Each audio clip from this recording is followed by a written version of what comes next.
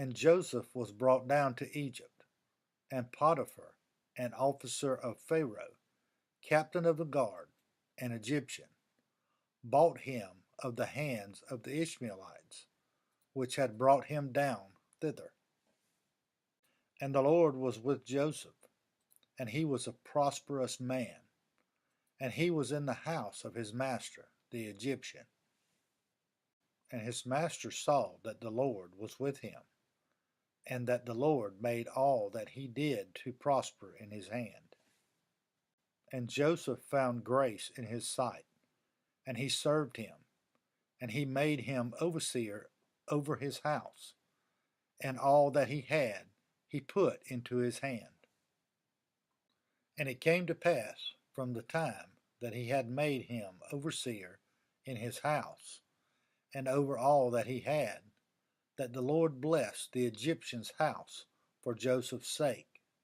And the blessing of the Lord was upon all that he had in the house and in the field. And he left all that he had in Joseph's hand, and he knew not aught he had, save the bread which he did eat. And Joseph was a goodly person, and well favored.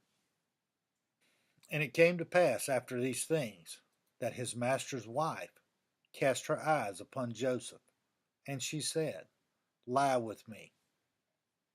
But he refused, and said unto his master's wife, Behold, my master wotteth not what is with me in the house, and he hath committed all that he hath to my hand.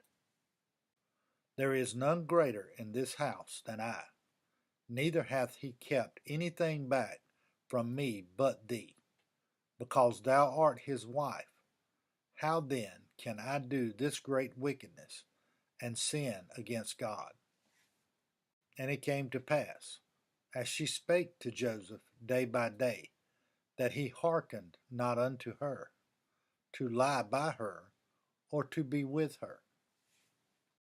And it came to pass about this time, that Joseph went into the house to do his business, and there was none of the men of the house there within. And she caught him by his garment, saying, Lie with me. And he left his garment in her hand, and fled, and got him out.